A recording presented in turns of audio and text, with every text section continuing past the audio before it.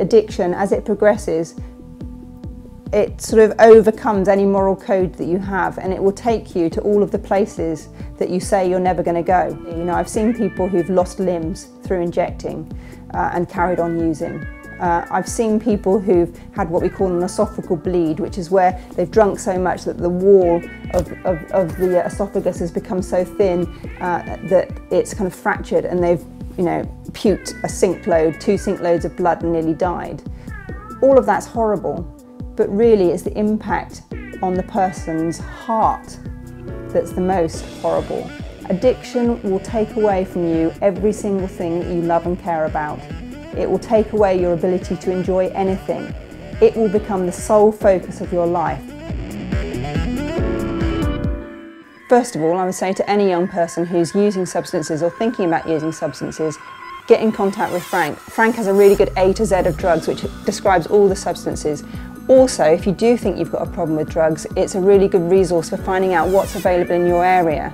If you don't have access to the internet, or if you find it difficult to phone up and speak to somebody, perhaps you've got a good relationship with your doctor. Go along to your doctor. Your doctor should know what's available in your local area.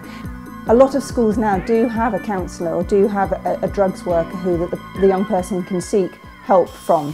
Go along and speak to that person and let them know what's going on for you, and they will kind of help you look at the situation and think about where you need to go to get other help if that's what's needed. If you come along and see somebody like me, a counsellor, the first thing I'll do with you before you even open your mouth is go through the confidentiality paper and explain to you that you have the right to say stuff to me, and I'm not going to repeat it to the police.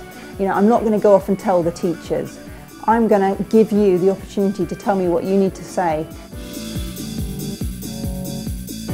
In the early stages of treating people with addictions, there are differences because different substances have different impacts on the body. Some substances, like alcohol and heroin, can create a physical dependency. That means that if the person were to just stop taking the drug or taking the drink, their body would go into shock, and it could actually be very dangerous to them to just stop overnight. In those cases, the people have to be medically managed. It's really important that a doctor, a psychiatrist maybe, is in charge of the early stages of their detox and their treatment. Other people have what we call a psychological dependency, just as serious. You know, in some ways, if it's just a physical dependency, that's relatively easy to treat because you put the person through a medically managed detox for 2 or 3 days, the drugs are out of their body stabilises, you know, that's relatively straightforward.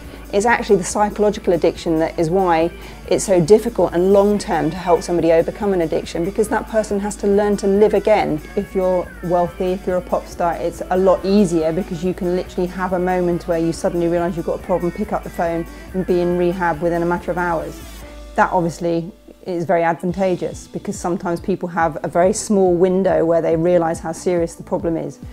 However, it's also true to say that across this country we have the NHS, and we do have very good treatment that's available to people that's free or that is affordable.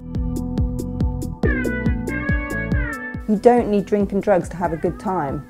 Sadly, if you've got into a dependent relationship with a substance, you can get into this mindset where you think that you can't have a good time if you haven't had a spliff or if you haven't got pissed down the park. That's not true.